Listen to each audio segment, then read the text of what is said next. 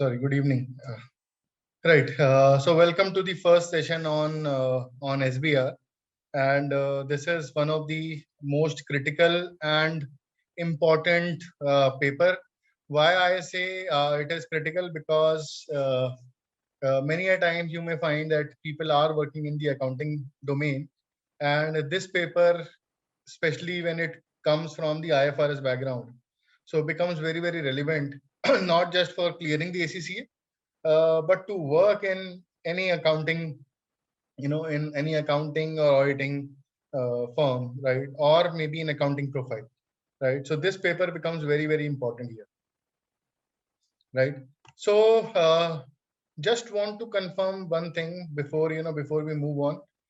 How many of you has already done financial reporting, which was F7 paper? Or how many of you have got exemption? And this is the first paper.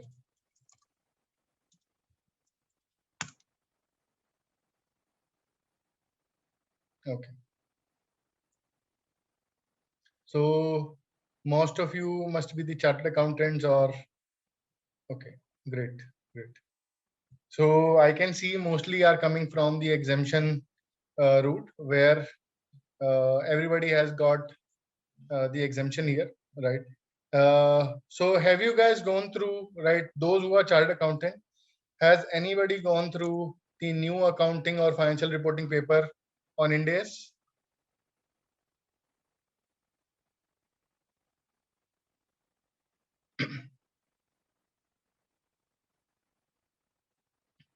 Fine. So it means that many of you are coming from the older old syllabus, right? It's okay, right? So the reason why I was asking you that because IFRS, right? Because IFRS and Ind AS is around 98% similar, right? It is about 98% similar, right? When there is a similarity, it means that if you know Ind AS, yes, you would know mostly the IFRS, right? So there you may not find lots of challenges. However, right, we will try to go this way that whenever we cover any topic, right, it will give you confidence that you are very much clear with that, and we will try and take some examples from the books also, right? So first of all, since it is the first session, first of all, what is strategic business reporting paper, right? What this SBR topic is all about. So SBR is actually, since you have got the exemption, you can understand that before this we have financial reporting, right, which is in the skill level paper, right? Then we move to SBR. So the expectation is completely different.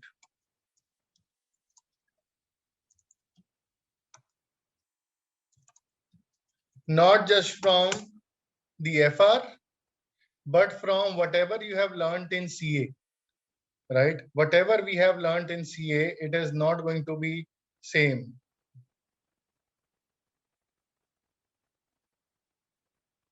I think Achievers Academy. What's your name? Sorry. So Gurkirat, I would say follow this. Once you follow this, you will be able to understand, right? As I mentioned that Ind AS and IFRS is very much similar. So you'll get to know that what was there in the concepts, right? So there is no need to go through, lot many concepts right now. Focus on this first, and then we'll move on to if anything specially required for by you, just let me know. I'll share my number and everything after the session. Okay. So as I mentioned, the expectation for strategic business reporting is completely different. Now, why it is different? Because they call it professional level.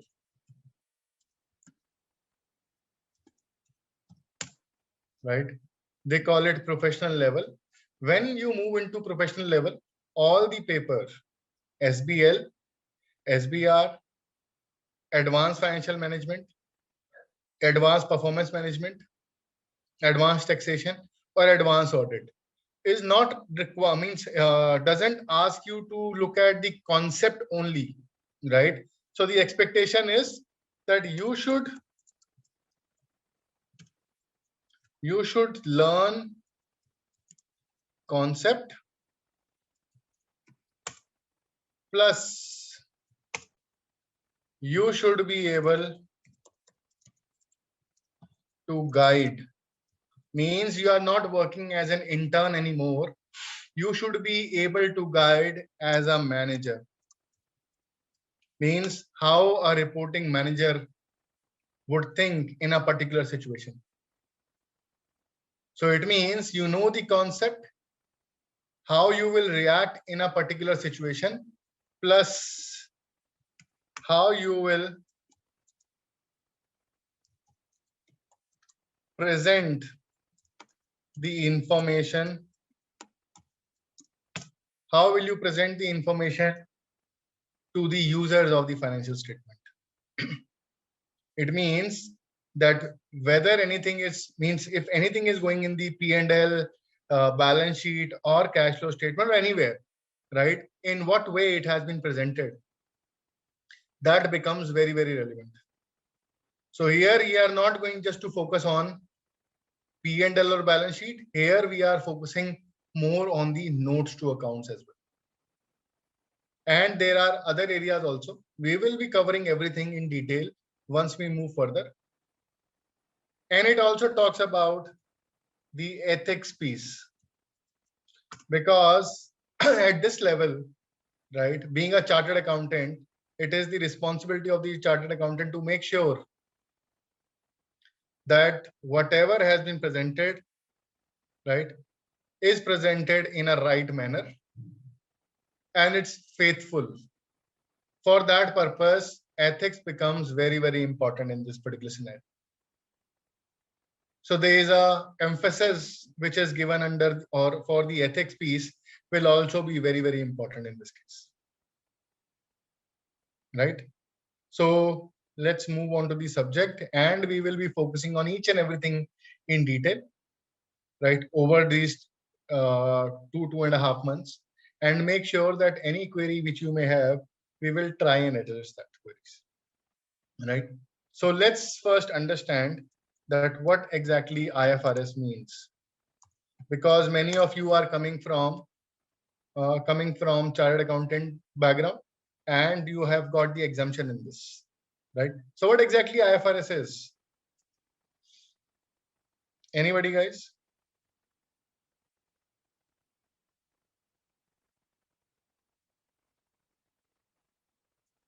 Yes, full form.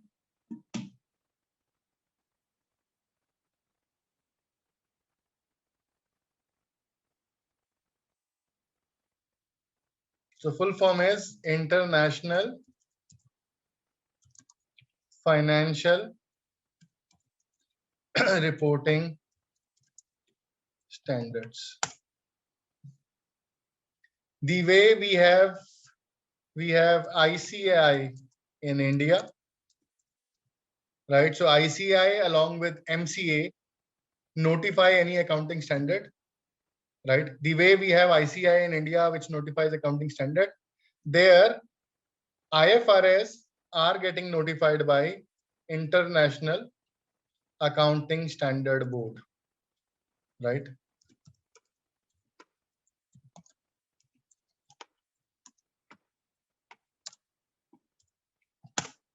So International Accounting Standard Board is the body which is exactly similar to ICAI or MCA, collectively the responsibilities which are there, right? So they release any any new accounting standard, and the structure and everything we will discuss in detail later on, right? What IFRS covers.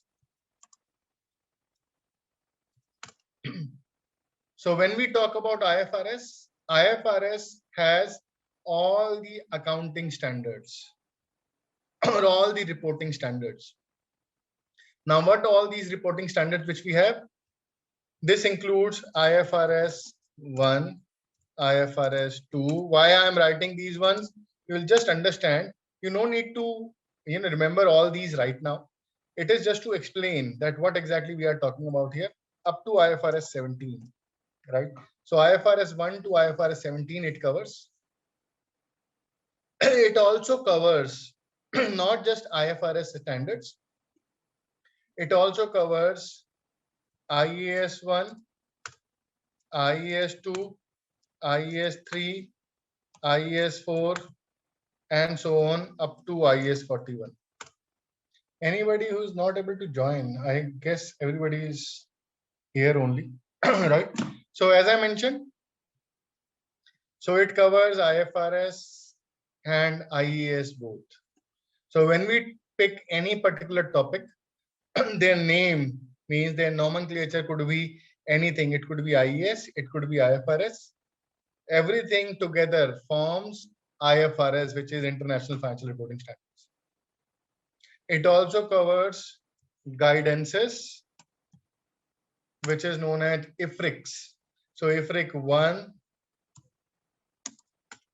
IFRIC 2, and so on up to IFRIC 18. Similarly, it also covers some guidance notes, which is known as SIC1, which is Standard Interpretation Committee. If any committee means if any information which has been given, right? So if any information which has been released by the accounting standard for which a specific concept or specific industry has a different rule, that covers here. So IFRS together forms part of this. So when I say IFRS, it means IFRS 1 to IFRS 17, IAS 1 to IAS 41, IFRIC 1 to IFRIC 18, and SIC 1 to SIC 21. IFRIC means International Financial Reporting Interpretation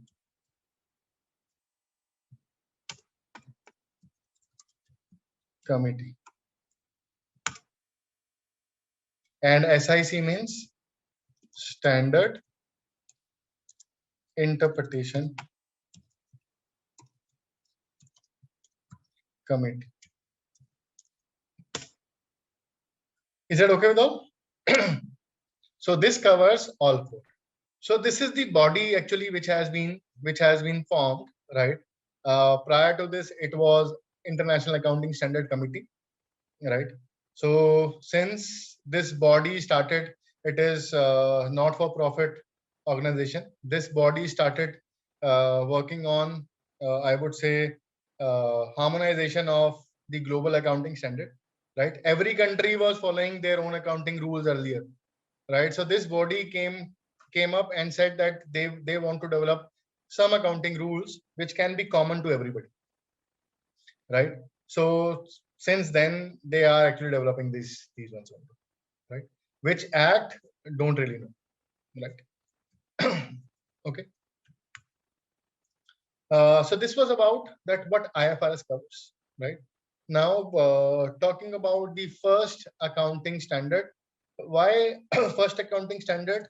Because again, you are coming from different background, and different background. When you are coming from different background, you should know that what all financial statements do we prepare in IFRS,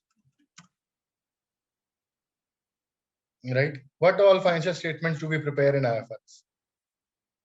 Okay, because there you follow in IGAAP, you follow different rules. Here we follow different rules, right? Now, what all statements do we follow or do we prepare? What are the statements do we prepare?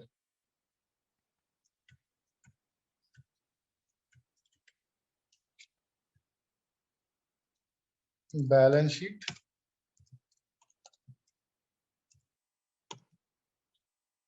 right? So balance sheet here will be called as statement of financial position. Is that okay with all? P&L would be called here statement of comprehensive income. Now, when we are saying statement of comprehensive income, it means that there are certain incomes which were not recorded in profit and loss account. Right? So there are few items which could be my income, but never goes to my profit and loss account. So there, this forms part of two things. One is P&L and other one is other comprehensive income, which is known as OCI. Right? So P&L everybody knows. OCI, I guess only Dipanshi knows, right? Has anyone heard about other comprehensive income earlier? Okay. Can anyone tell me what exactly other comprehensive income is? So what exactly it says? If we have statement of comprehensive income. So statement of comprehensive income has two parts. One is the profit and loss account, which we all know. All incomes, all expenses, right? We get profit or loss here, right? That's what profit and loss account is, right? But it has one more part. That part is known as other comprehensive income, OCI. This includes those items which never get routed through P&L. Means it would be my income, it would be my expense, but it will never be routed through profit and loss account. Can you think about any income or expense which cannot be routed through P&L? I'm not talking exactly. So Akansha has mentioned this. So one of the expenses or one of the income is revaluation gain. Means if my property value goes up,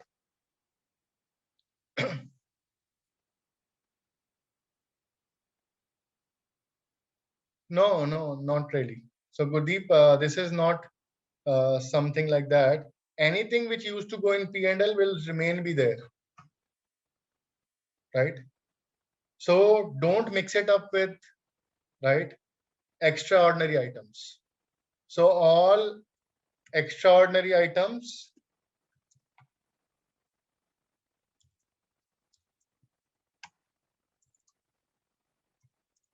will still be going in the profit and loss account. These are not going to go in other comprehensive income. Here we are talking about some of the incomes which never go through profit and loss account, like revaluation gain. Some which you will never, or you may say that they have never been told to us that should go to OCI, like actuarial gains and losses.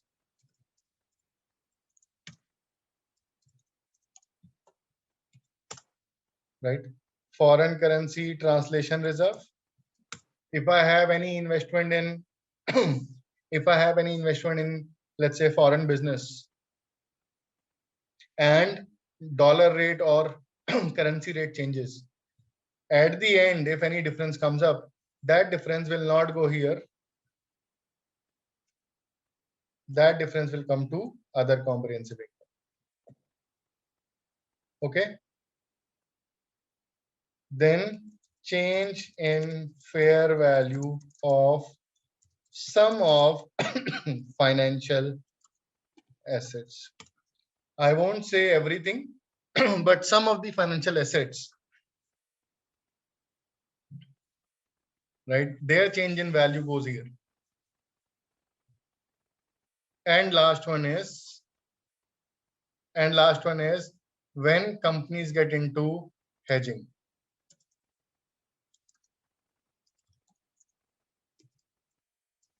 You can make a note of these 5 items, which goes to other comprehensive income.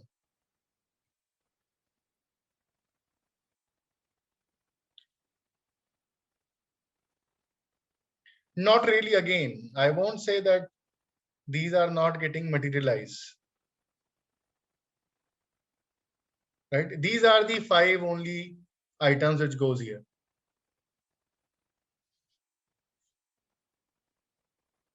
Right?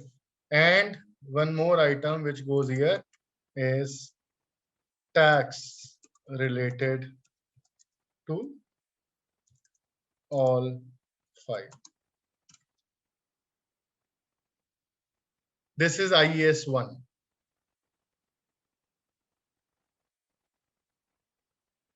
Dikshant, you will get notes also. We will share the notes also, right? So don't worry. But we will be following this book of BPP. Is that okay? So we are following book of BPP. Those who have the book, it's fine. Those who have not ordered the book, please do that now.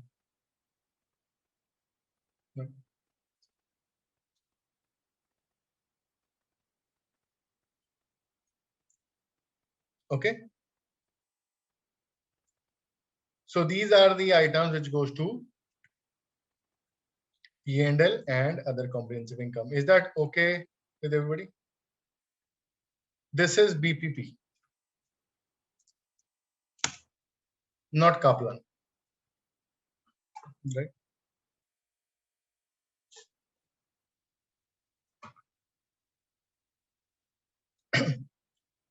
So I hope this is fine with all. So these are the 2 items which we have discussed. Anything else? So you can buy BPP from, so you need to buy both. So study text or workbook plus revision kit also. So it's better you buy complete set. Okay. So which are the other items? Cash flows, which we call statement of cash flows. We have notes to accounts. Right. Notes to account is same here also. Does anybody know the 4th one? So 4th one is, which has been introduced in IGAP also now, statement of changes in equity. So what is statement of change in equity? We also call it in a short form SOCI. So what is this SOCI means? SOCI means nothing but a reconciliation, right? So if I just talk about what exactly it means, this exactly means a reconciliation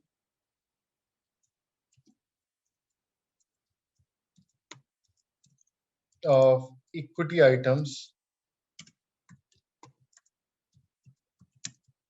from beginning of period to end of period,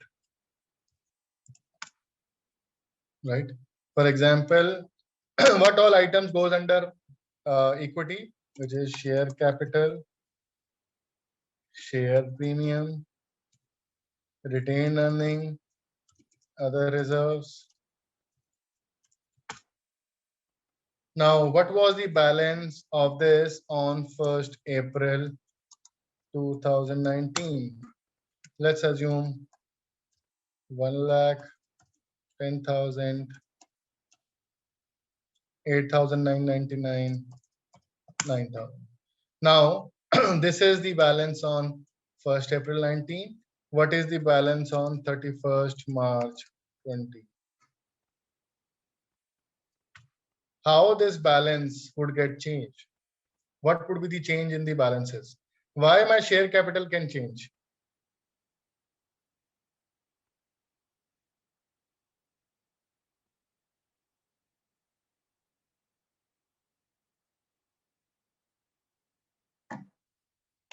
Right? Issue of shares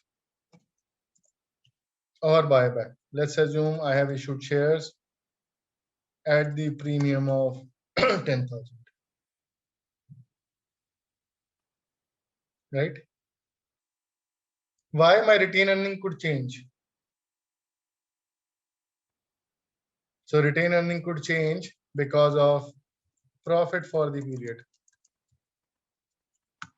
It can also get impacted with dividend, right? So 10,000 profit, 5,000 or 4,000 dividend, right? So this is nothing but the reconciliation which we are preparing for this. I hope this makes sense to all.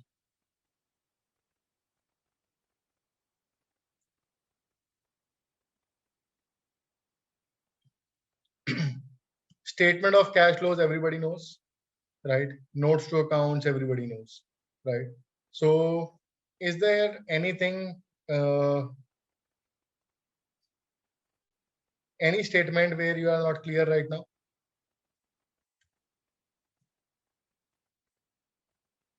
Any statement where you have any doubt?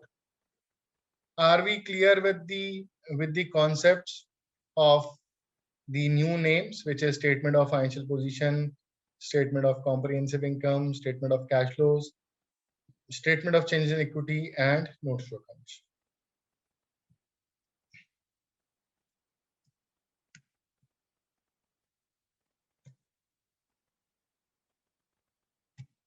So which profit we are going to pick in equity?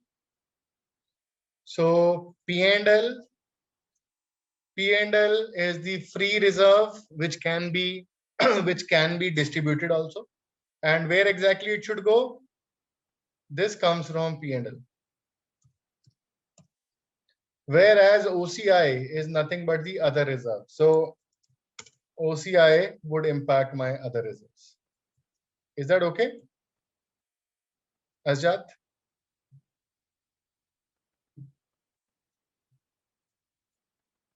So when we talk about retained earning, you have to pick from P&L. When you talk about other reserves, means relevant reserves, then the number would come from other comprehensive. What is the format, Darshan? We will look at the formats and everything. Though I have actually made the format here, right? This is how this format works.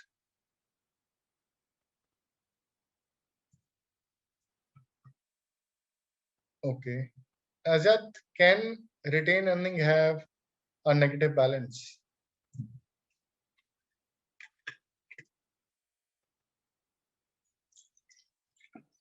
Yes or no?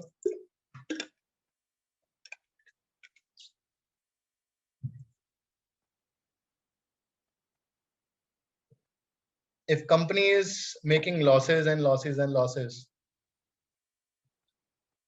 will it have negative balance? Yes, of course. Right. Same thing goes to other reserves also.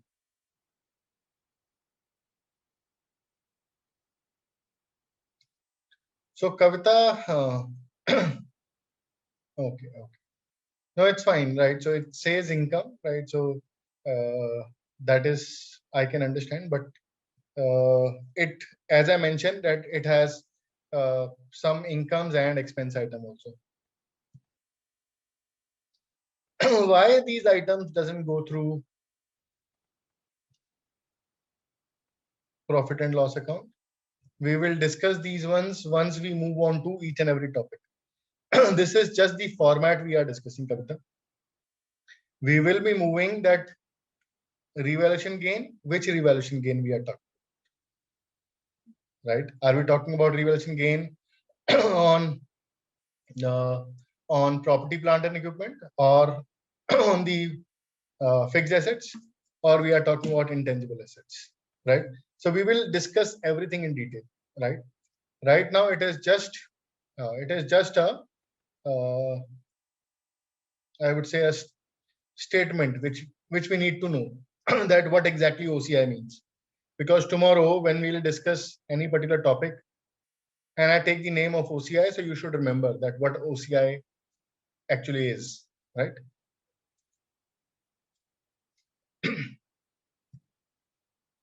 So you can see that there are lot many areas which we are going to cover here.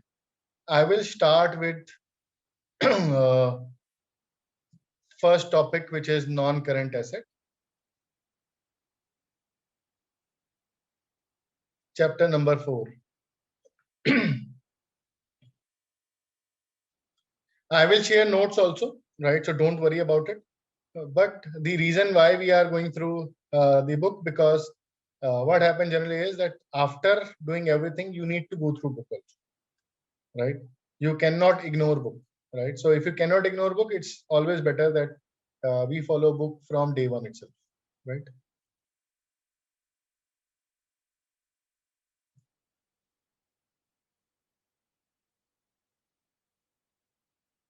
So our first chapter is chapter number 4, non-current assets. So non-current assets has different topics which are mentioned here. So property, plant and equipment, impairment of assets, fair value measurement, intangible asset, everything. So I'll start with the first one, which is property, plant and equipment. And the topic number is IAS 16.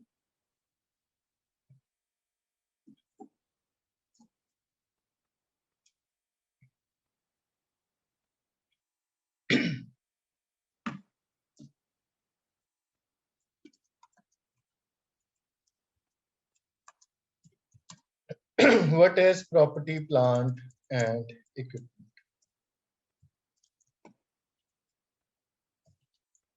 If you remember, we were having, if you are coming from CA route, we have studied a chapter called fixed assets.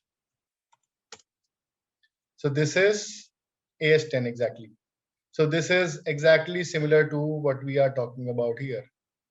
So property, plant and equipment. What exactly fixed asset or PPE? Because their name was also changed. AS10 is no longer fixed asset. It is now property, plant and equipment. Okay. So what exactly property, plant and equipment is?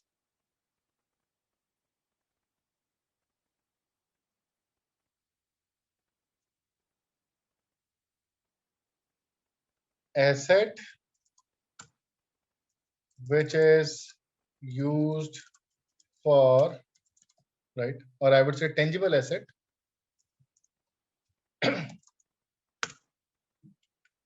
which is used for, can anyone tell me the definition of this? Production or supply of goods or services, rental,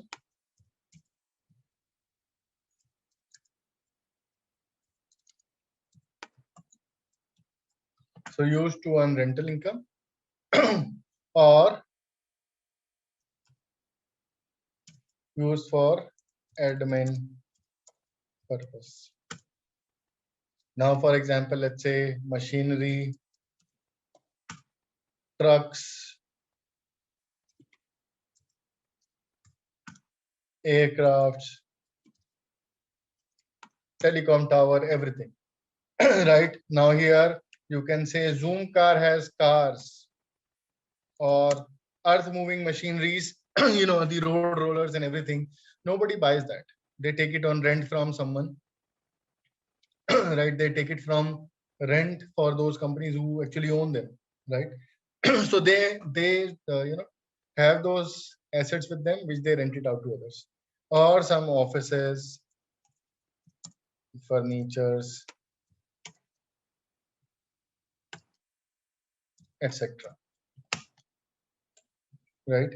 So tangible asset, which is used for these purposes, and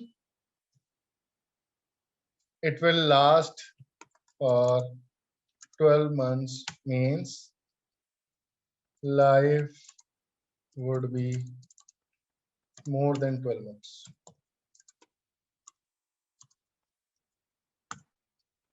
Is that okay with all?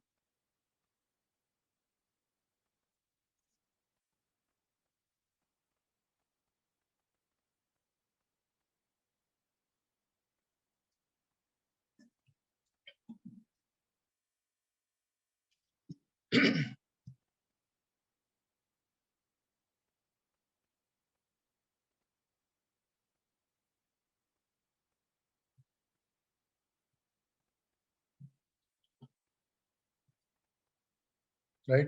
I hope this is fine with everybody. Now, at what value do we consider them? What is the value of the property, plant, and equipment which we consider in the books?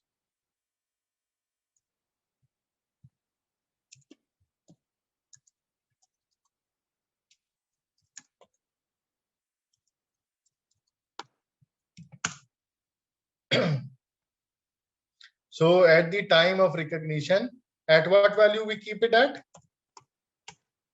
Cost. But what is cost? What would be the cost for the asset?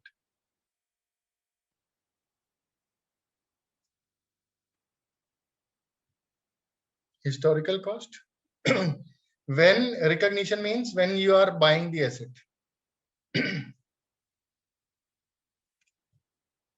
What would be the cost? Cost means purchase price less any discounts less any non-refundable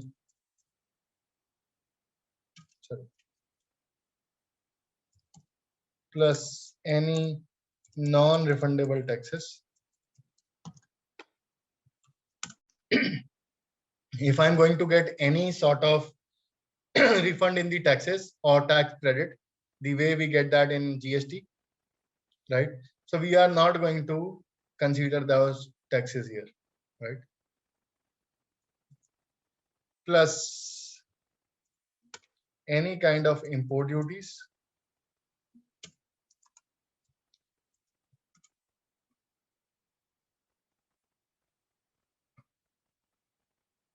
right? Plus any directly attributable expenses.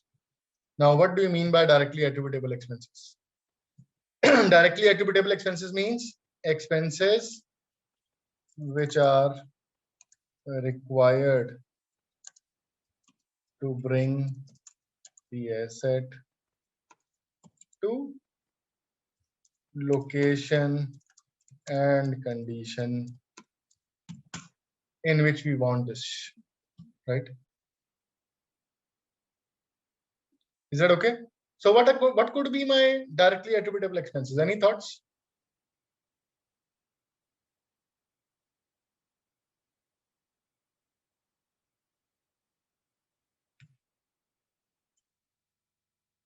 Like transportation cost. Very good. Installation, professional expenses. For example, I need I need a lawyer to write a agreement for me. So without agreement, I cannot buy that asset. I need a property consultant to show me the land, right? I cannot buy without him. All these will become my directly attributable expenses, including the test run. It also cover decommissioning.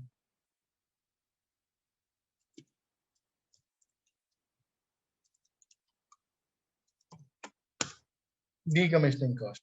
What do you mean by decommissioning cost? Anybody who knows about decommissioning cost?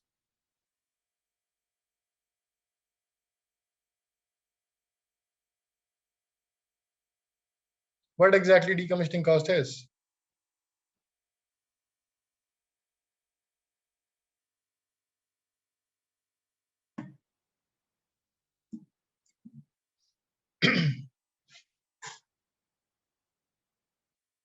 Amount required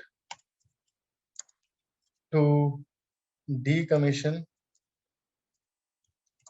the asset and restore the environment in the same condition as it was at the time of initial recognition. Right? So anything which is required to dismantle and restore after the useful life.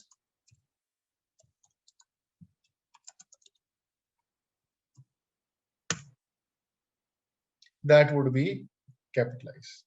Now you will just take an example. Let's say ABC has set up mobile tower on client's place.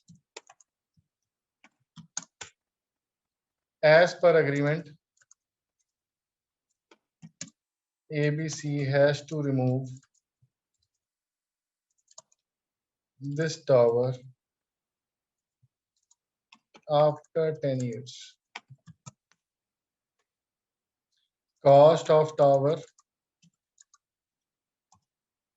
is 1 crore.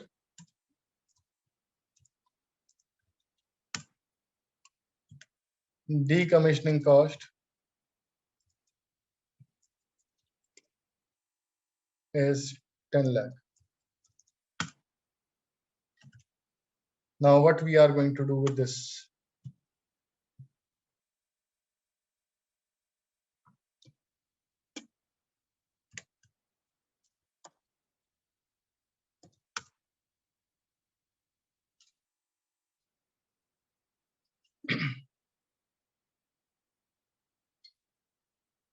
What would be the cost of tower now?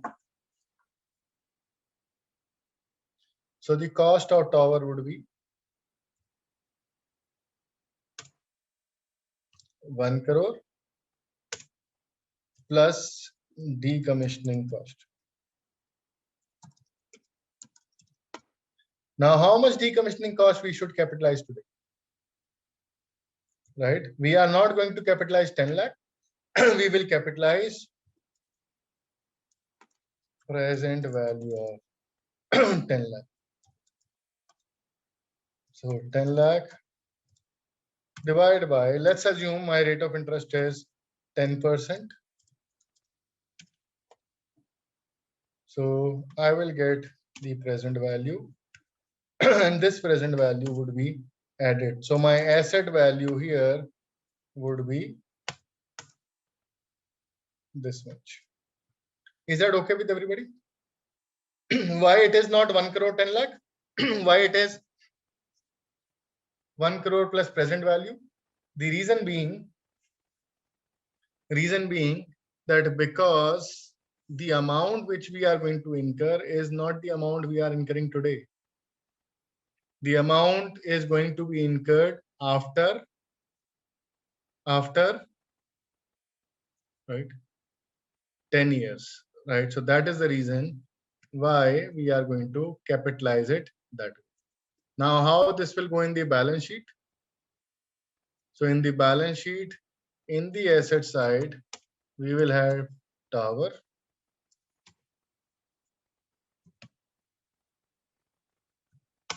of this much. How much amount I have paid? I have only paid 1 crore. Rest of the amount I have not paid. So that would be shown in the liability side as provision.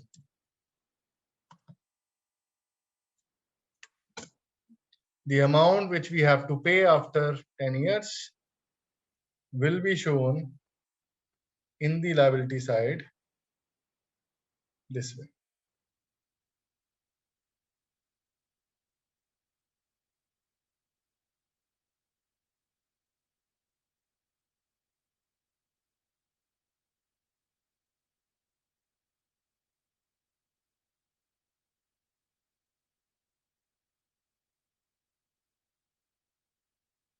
Is that okay with all?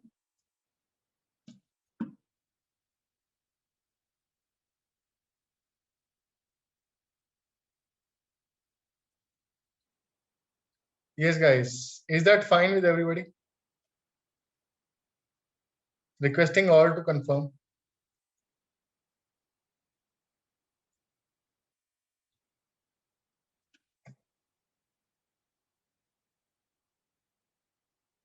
Okay. Right. So few people have question, and I guess these are very good questions which we are asking. Anyone has anything, please do ask, right? Don't. Now thing is that what would be my depreciation? Can we claim depreciation on decommissioning? Right. You cannot claim depreciation on decommissioning in the tax. Right. But in accounting, what we are going to do, we will depreciate this tower over 10 years. Right. Is that okay with all?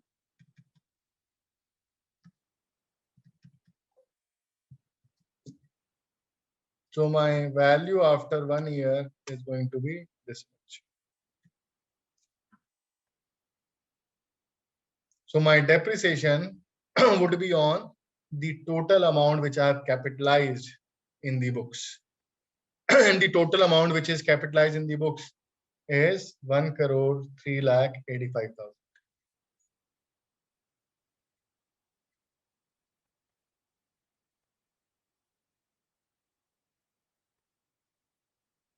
Okay, this will go to profit and loss account as an expense. Now the question is, how much we have to pay at the end of 10th year? Are we going to pay 3,85,000 or we are required to pay 10 lakhs? We are not required to pay 3,85,000. We are required to pay 10 lakhs. How this will become 10 lakhs? Because I have taken the present value, means I have taken the interest out. So every year I will charge interest on this at the rate which we have used here. So this interest will also be going in the profit and loss account.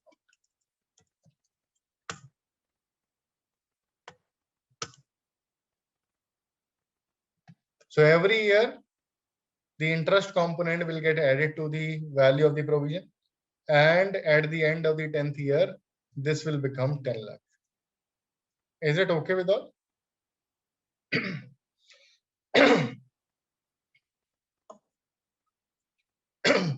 Forget about tax component right now. So we will not going to discuss about tax component here. We will only discuss about tax component when we'll move on to tax topic. Okay. What all is covered under employee benefits?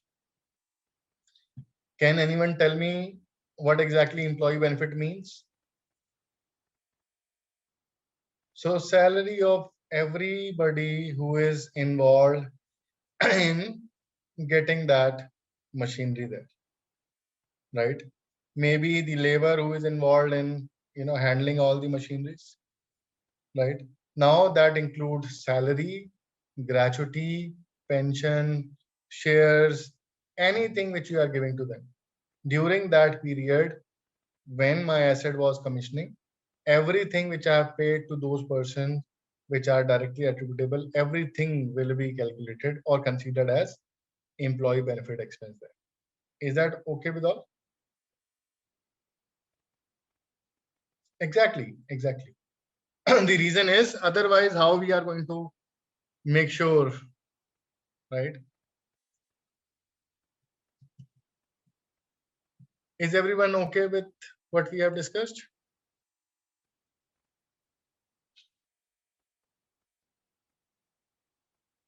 Okay.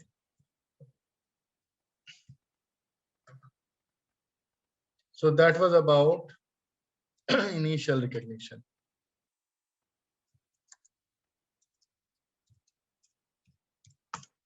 Right? We have subsequent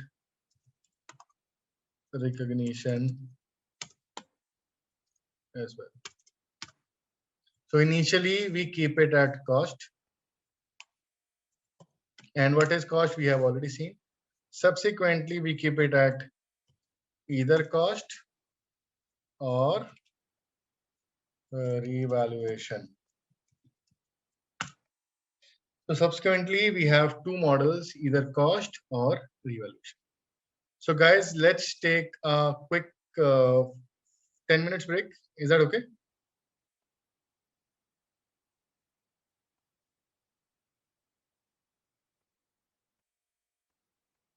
Okay. So let's take a break here. Considering that we are having the first session today, we will try to cover only 2 hours today. Tomorrow onwards, we will be doing full 3 hours, right? It is the point I just want to take care of, that what all it covers, right? But I thought that it's better, to discuss about these ones also, at least one chapter, right? So we will cover just this much today, right? Up to 8 o'clock, and then we'll leave, right? So right now I'm just taking 10 minutes break here, and then we'll start, right? Hi, is everyone back?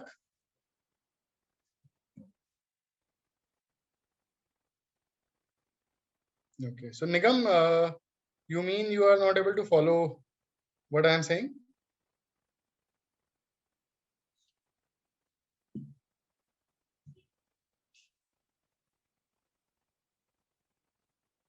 Okay.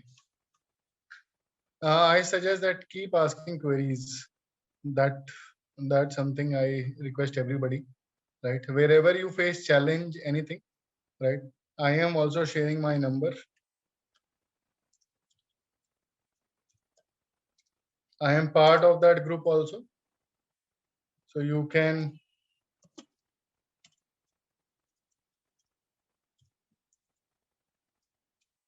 write me your queries at any point in time.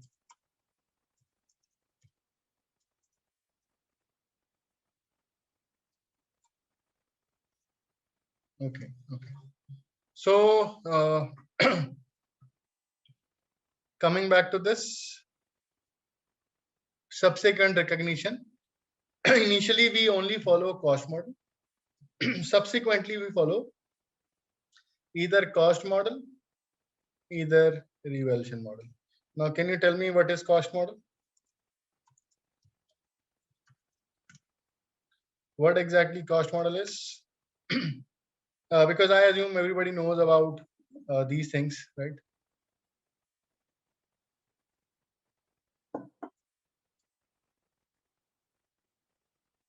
So cost model is cost less depreciation less any impairment loss.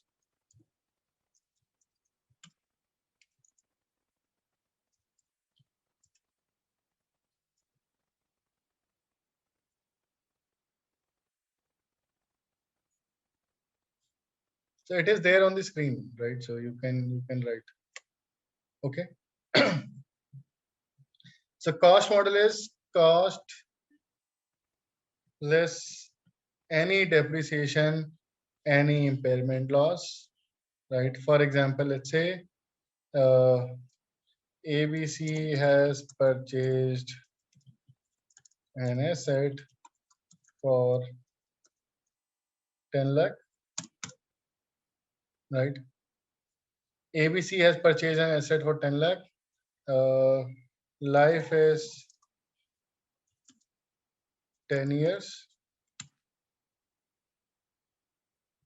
Residual value is 2 lakhs. Now, can you tell me the depreciation and closing value for year 1 and year 2?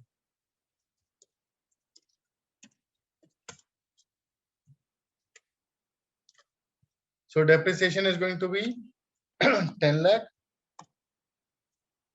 minus 2 lakh, right? So 10 lakh minus 2 lakh divided by 10. So 80,000 is going to be the depreciation for year 1 and year 2 both. So the value at the end of year 1 would be 10 lakh minus 80,000. And value for year 2 would be closing value of last year minus this. Is that okay with all?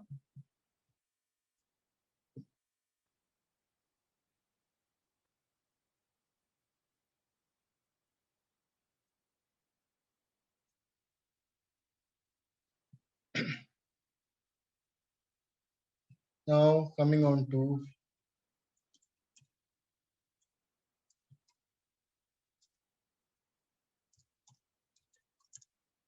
revaluation model.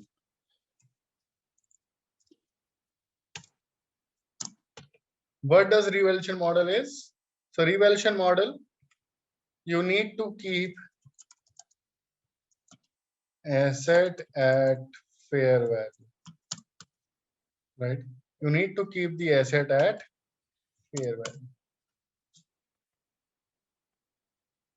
Darshan, in every case, we calculated depreciation same way,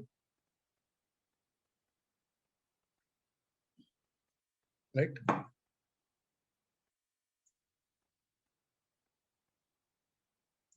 So revaluation model means you need to keep the asset at fair value.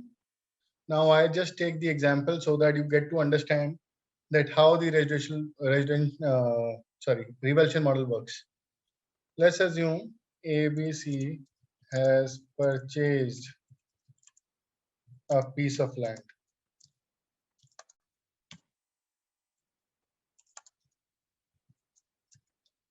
for 10,000. This is in year 2019.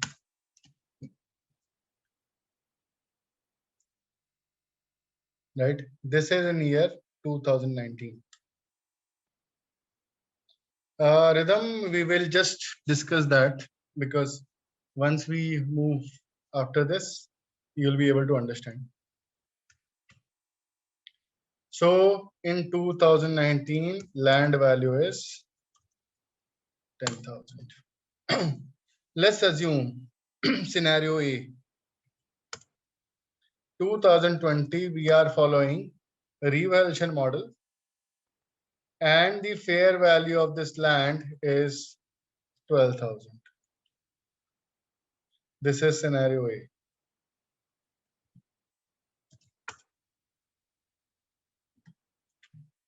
In 2020, the value has gone up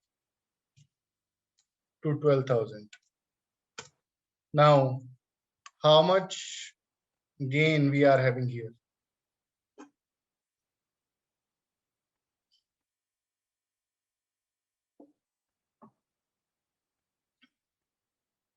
What is the gain? So company has made the gain of 2,000. Now, where this gain would go?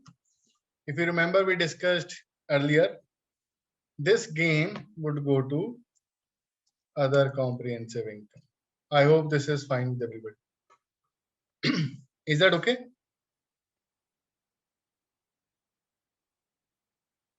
Okay. I take another scenario. Scenario B. Instead of 10,000, this is separate now. In year 2020, instead of going up, value has gone down to 7,000. What is the loss? Loss is 3,000. Now, where this loss would go?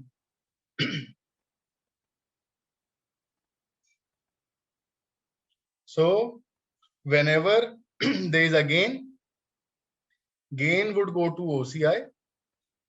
But whenever there is a loss would go to profit and loss account. Is that okay with all?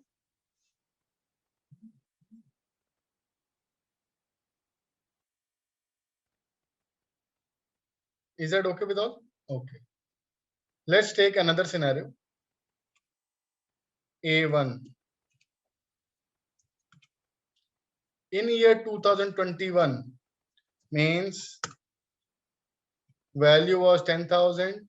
From 10,000 it became 12,000, and from 12,000 it came back to 6,000. Right? It came back to 6,000. What is the loss? Loss is 6,000 now. I hope everyone is able to follow this.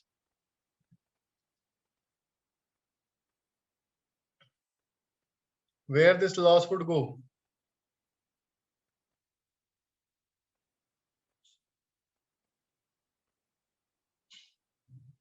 So the loss first would go to OCI up to the amount which has already been recognized in OCI, and balance amount would go to profit and loss account. I hope this is fine with everybody. Everybody is replying in same way. Scenario B1.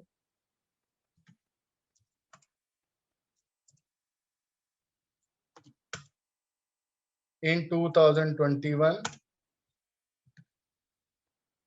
value 10,000, it became 7,000. In 2021, the value became 15,000. How much gain? Gain is 8,000. Where this gain would go?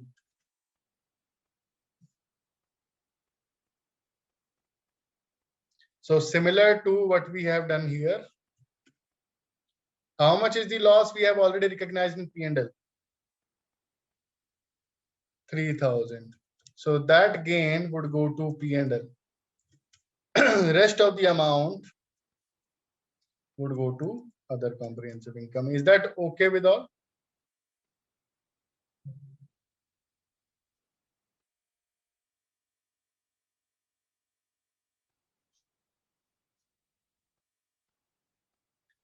So in both the scenarios, what we are doing? We are saying that the first thing which we are doing here, this is not the loss. This is a reversal of gain. If this is reversal of gain, this is loss. Is that okay? So reversal of gain I have taken out from OCI, and loss I have charged to P&L. Does it make sense? Similar to here, this is not gain, this is reversal of loss. So reversal of loss I have done to P&L, and gain I have taken to OCI. Does it make sense to all? Kanika, is that okay now?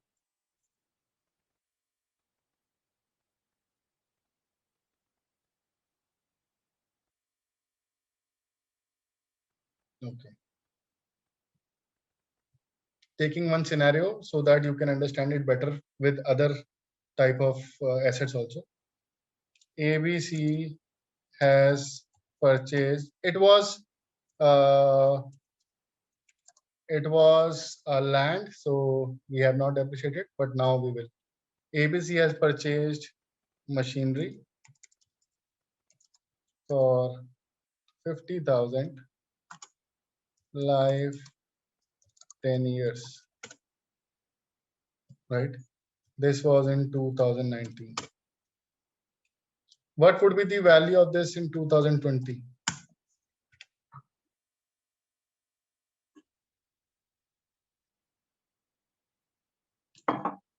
Depreciation 5,000 will go to P&L, right? And value, closing value 45,000. 2021, we started following fair value model, and the fair value is 60,000. Now, what is the fair value gain we are having? How much is the fair value gain?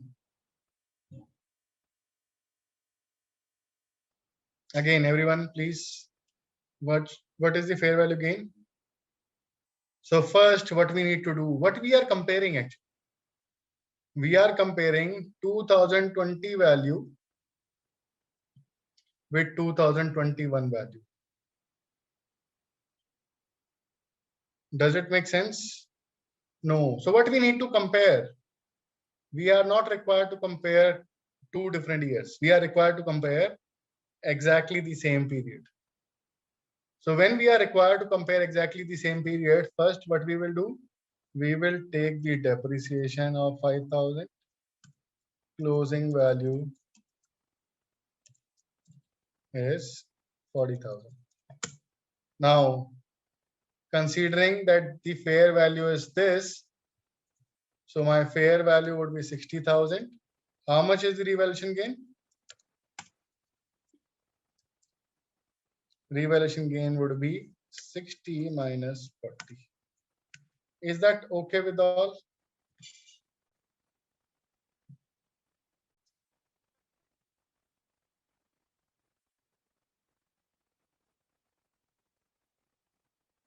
Okay.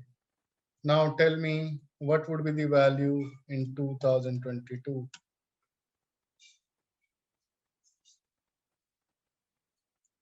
Where this revaluation gain would go? Revaluation gain would go to other comprehensive. Now what would be the value? I started fair value model or revaluation model in 2021. That was the assumption. Azad. Okay. Now 2022, what is the value?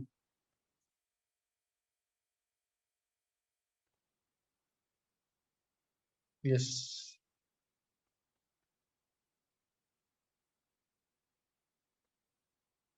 So the value now going to be, I will charge depreciation on what amount? I will charge depreciation on 60,000. What is the remaining useful life? 8 years. So my depreciation would be 7,500. Closing value would be, is that okay with all?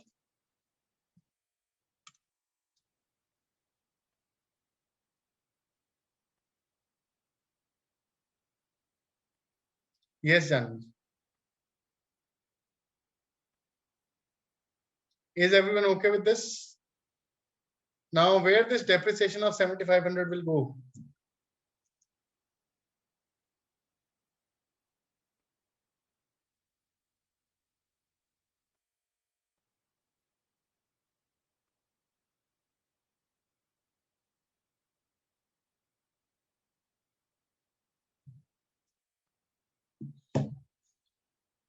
Again,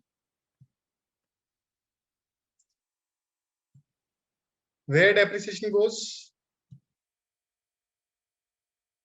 Where does depreciation goes? Depreciation goes to profit and loss account only. So the entire depreciation will go to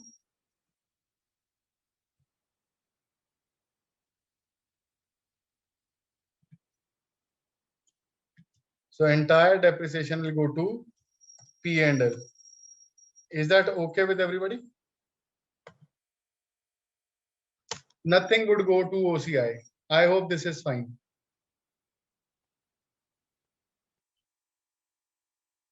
But how much extra depreciation we are paying or we are charging?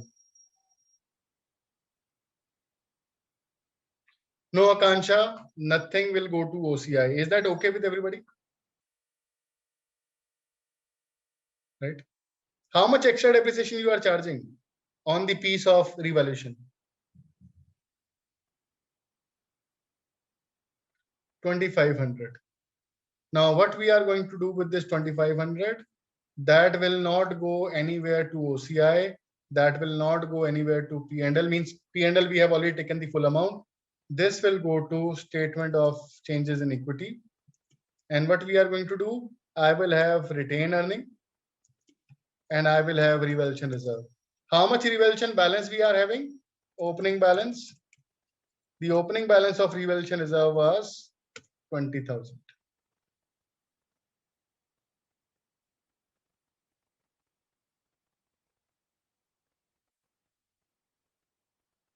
How much extra depreciation? So the extra depreciation which we have charged will be taken out from revaluation reserve and transferred to retained earning. Is that okay? This is the adjustment we are doing. What is the entry? Debit revaluation reserve, credit retained earning. I hope this is fine with all. Nothing would impact my P&L. The reason is that any change in the depreciation will never have the impact on the profit and loss account.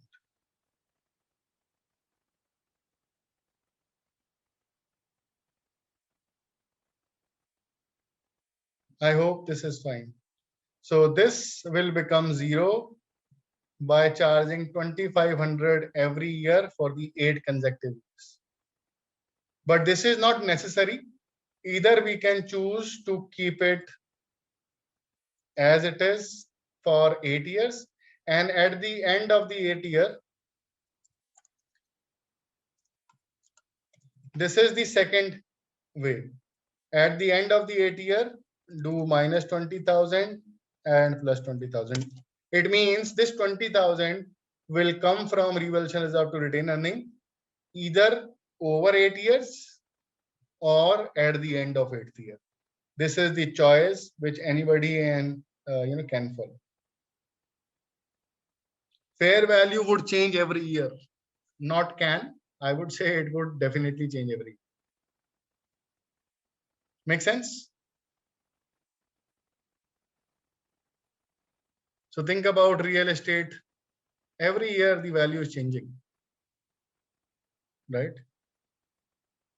If I have purchased any asset, let's say I purchased a flat in 2012, will it have same value today? No, the value would be much higher.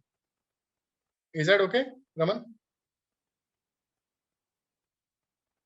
Yes. Okay. I hope this is fine with all. Anybody has any question?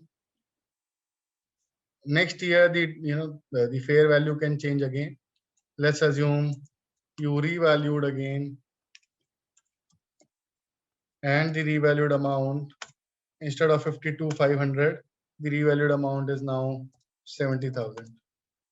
What is the difference? Difference is going to be 70,000.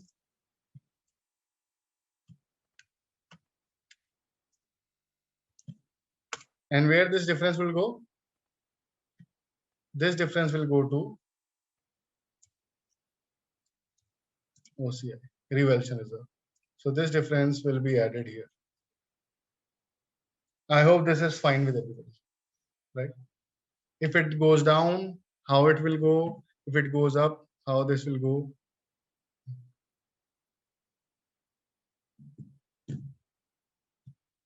If value decreases, let's assume the revalued amount at 70,000, sorry, 30,000.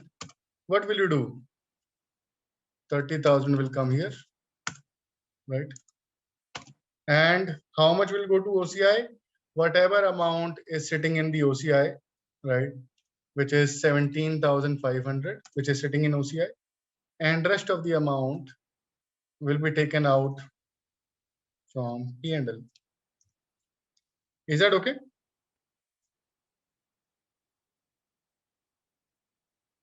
Yes, Akansha. So we are not showing anything in the OCI there because that is the equity items which are getting transferred.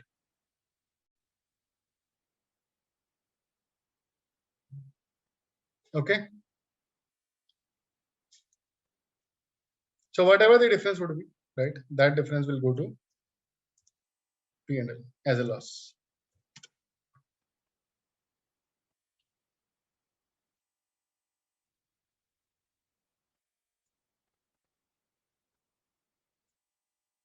I hope things are okay with everybody.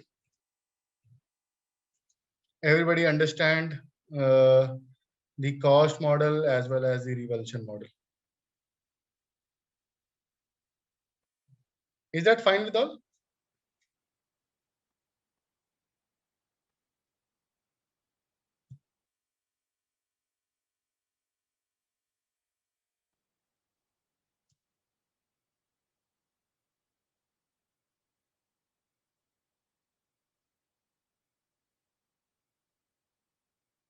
Okay. Anybody, any question in this part, right? We can then move to the second part of it.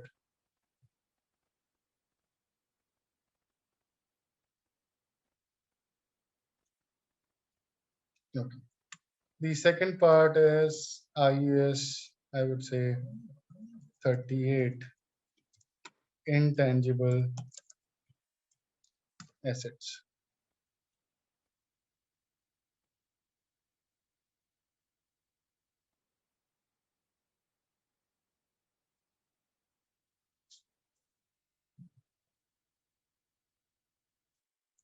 Every time, when you are revaluing, you have to see what is the value, what is the value on that particular trade.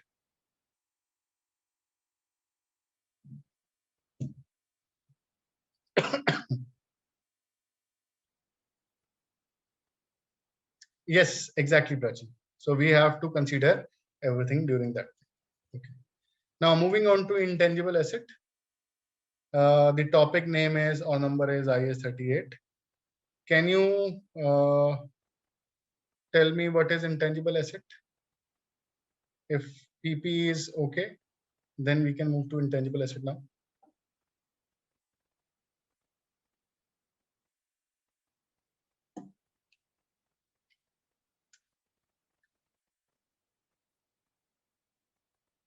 So Dikshant, IAS 16 is done. Why it is smaller portion here? Because majority of the portion is already being tested in FR paper, right? Where you got the exemption. Okay. So here we have more complex topics, right? Asset without physical presence. Now,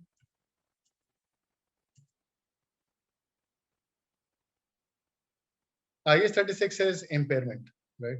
So first we are talking about IAS 38, intangible asset. Then we'll talk about it. So IAS 38 is intangible asset. So it is asset without physical substance.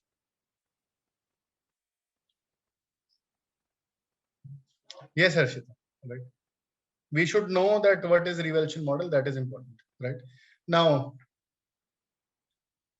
it is exactly similar to property, plant and equipment. The only thing is it doesn't have any physical presence. Now, how you can get intangible asset, that's something this topic particularly talks about, right? How exactly we are going to record, right? How exactly we are going to talk about, sorry, how exactly we acquire intangible asset, this topic talks about. So how exactly we acquire intangible asset? If you need intangible asset, what is intangible asset? Asset without physical substance. What could be the example?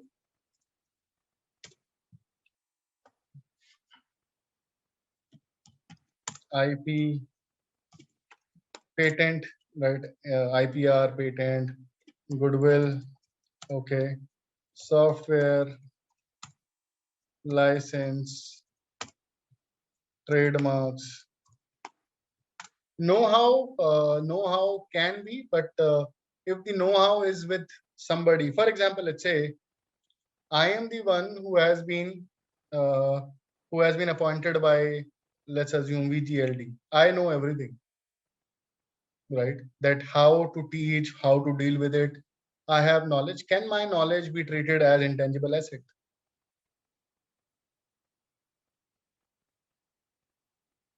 Do you think that can be treated as intangible asset? No. Why yes or why no? The reason is there is no control. If tomorrow I want, right? Tomorrow, if I want to say that I'm not going to teach, I'm going to teach somewhere else, then what is going to happen, right? It means that it is out of the control, right? There is no control over me. When there is no control over me, that know-how will also not be controlled. If the know-how is a particular formula which has been recorded somewhere, then of course it can.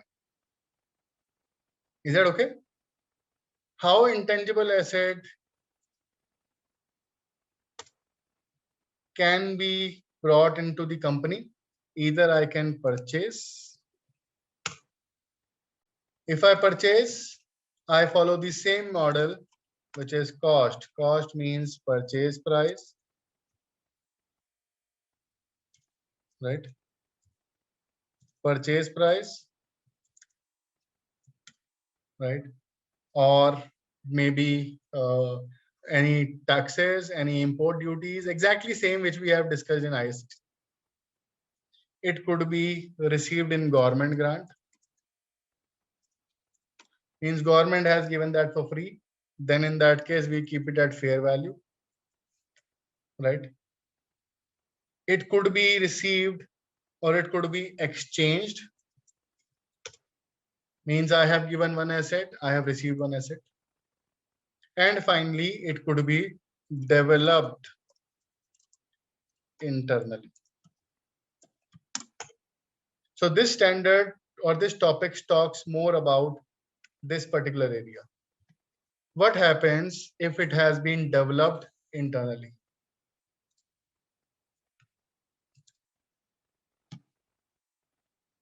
Right? It could be separately acquired, it could be goodwill, it could be intern generated intangible asset, which we are talking about right now. So this topic focus more on internally generated intangible asset, because everything else we have already talked about in IS 16.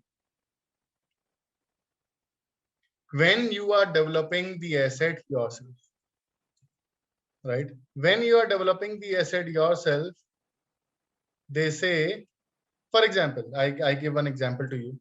Let's say now in COVID scenario, what pharma companies were doing? We got the vaccine now, but every pharma company, right? Every pharma company was engaged to find out vaccine for this, right? Every pharma company was engaged to find out the vaccine. Now, what exactly they need to do when they have to find out the vaccine? What they will do? They will do research and whatever research they have done, on that basis they do development. So we call it R&D, but they are two different terms, research and development. What do you mean by research and what do you mean by development? Yes, guys. If you know the meaning, then accounting treatment of these would not hamper or would not create issue for you. What do you mean by research and what do you mean by development?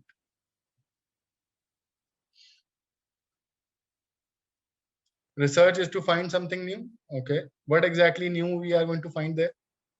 Think about from the research, from the pharma company.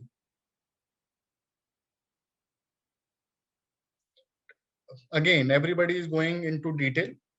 Think about what research pharma company would do. Generic thing. Once you talk generic, because everything is generic here, then you will remember.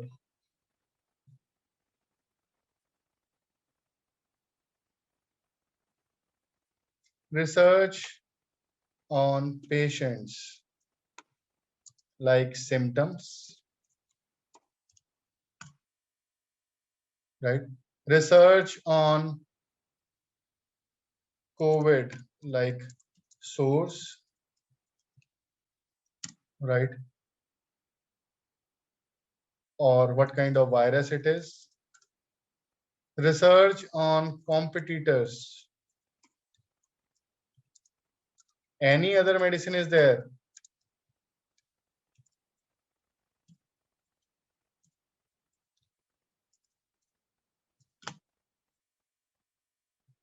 Right? All these things you are just studying. So research means study.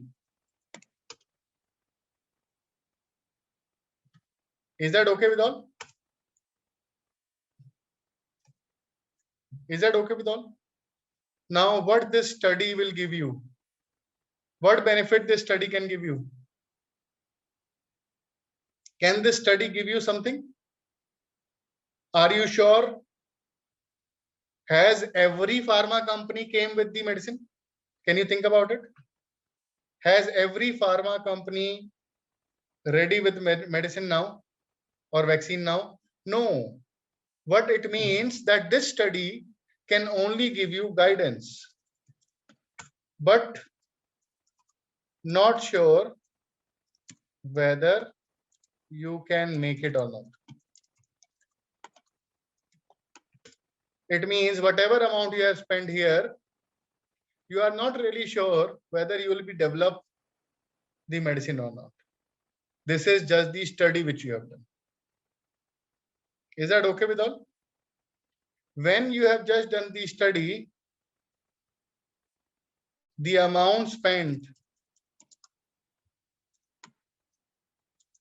would be treated as expense in P&L. Is everyone okay with this? Because I am not sure whether I'll be able to get any benefit out of it or not. Does it make sense to all?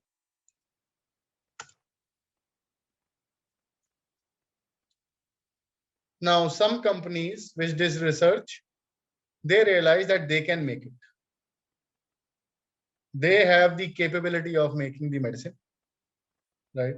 If they have the capability of making the medicine, they started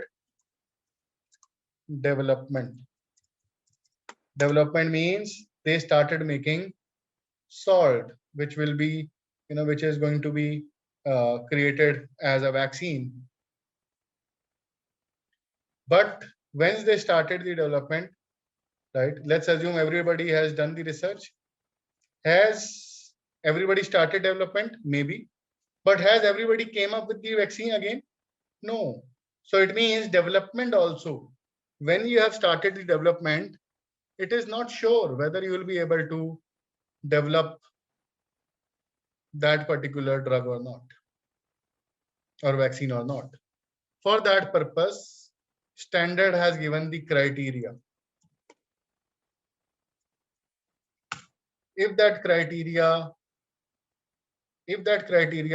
satisfies, only then you will be able to capitalize the amount,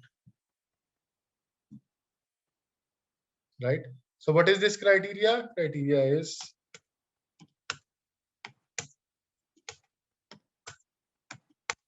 so these are the 6 points by rate. So these 6 points says that it is probable that future economic benefit will come to entity. Means you will be able to develop. Here we are not talking about whether you have developed it or not. We are talking about the intention. We are talking about that what is your thought around it.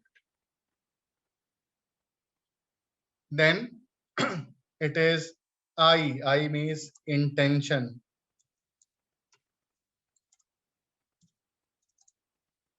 To, right, intention to finish the development. Means you are incurring the expense, but your intention is clear that you would like to complete the vaccination which you are making. R means resources. So resources are available with you. It's not like that any company, any small company, which is just making very small medicines, has decided that I will also make the vaccine for coronavirus. Can they do that? Answer may be no, because they may not have the resources. Fourth, ability. Means, are they able to make that? Are they big enough? Do they have system to do animal testing or not? All the licenses are there or not, right? So we need to check ability also. Then we need to check, do they have technology?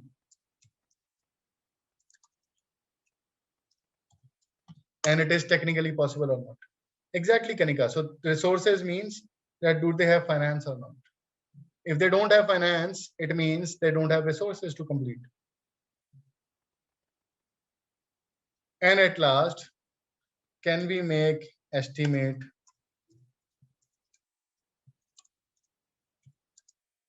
reliable? If these 6 points are satisfied, then capitalize the amount as intangible assets. If not, if any is not satisfied, then expense to P&L. Is that okay with everybody? Everything, right? Kanika, if you are doing development, you will do the trial run and everything, right? You will test. If you have to test, it means you need to know whether the it is reacting in a right manner or not, right?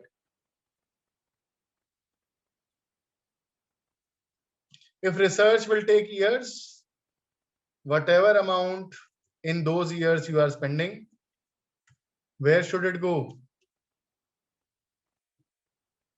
P&L straight away. If research is taking years, it should go to P&L. And every big company is actually doing lots of research.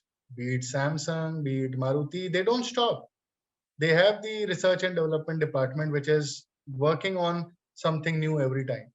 Maybe the new design, maybe the new formula, maybe the new food recipe, something they are always working. Is that okay with all? Right. So you can see these 5 or 6 points which we have discussed.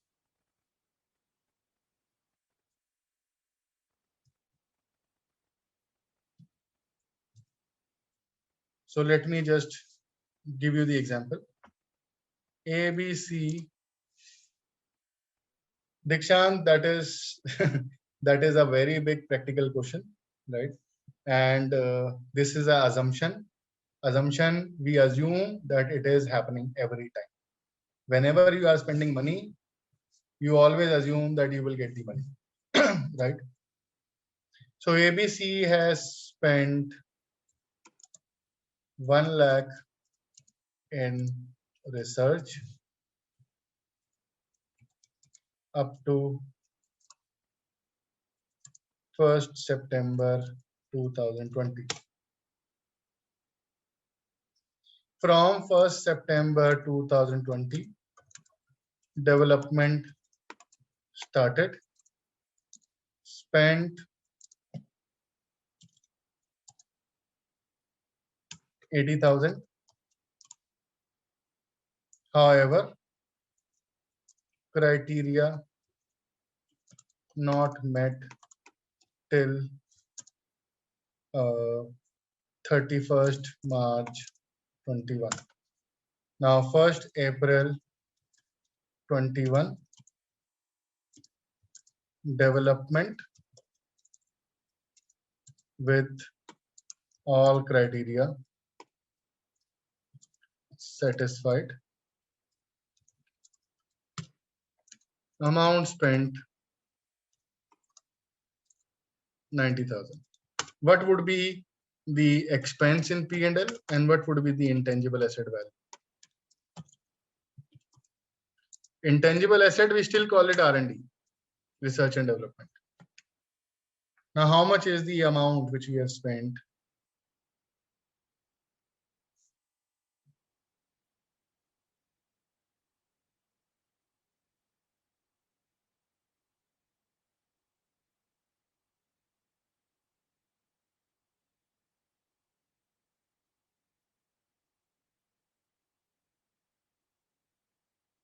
So anything which is spent before this, 1 lakh plus 80,000 will go to P&L and 90,000 will go to this. Is it okay with everybody?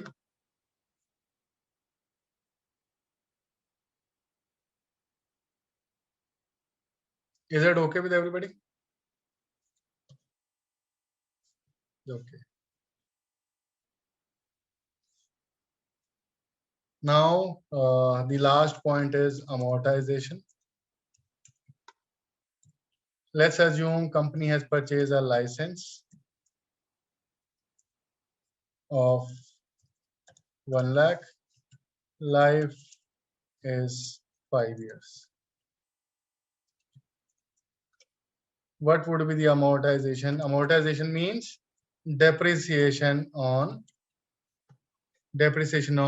intangible asset. So basically, allocation of amount over the life of the asset. How much would be the amortization for this? 20,000. Very simple, right? Is that okay with all? Anybody has any question in this?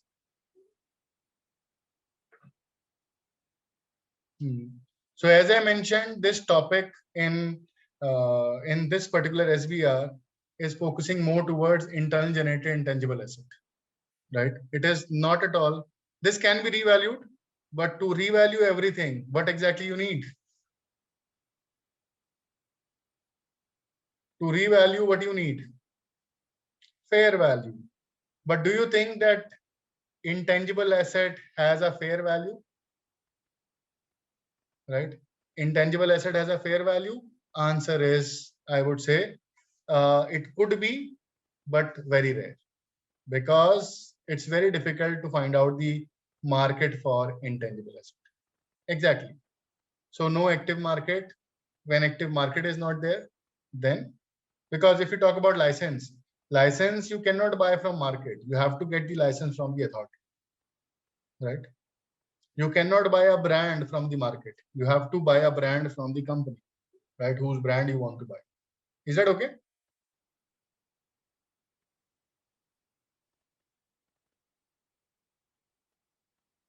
Yes, everyone. Requesting all to confirm.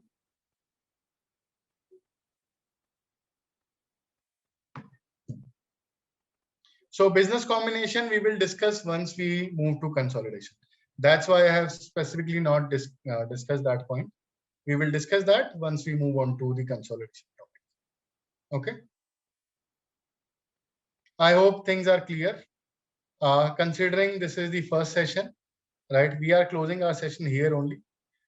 Tomorrow onwards, we will be having complete 3-hour session to make sure that everything we are covering in detail. I will be sharing note by Monday, right? All these notes by Monday, along with the Excel file which I have used here. Okay. So topics for tomorrow, we will continue from chapter 4, right? This is the chapter which we have just started. So we will be discussing the other relevant points from here. Sorry.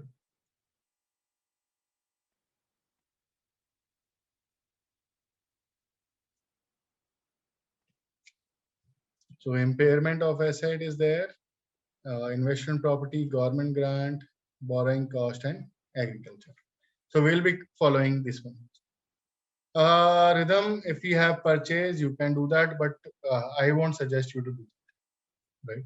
The reason being that if you follow Kaplan, we are following BPP, there would be very difficulty in this case. So Kanika again, so goodwill comes from acquisition, right, which is business combination. So that is the reason we are not talking about here. Otherwise, internally generated intangible asset other than R&D, right? Anything which is internally generated, even the goodwill can never be recognized. Okay.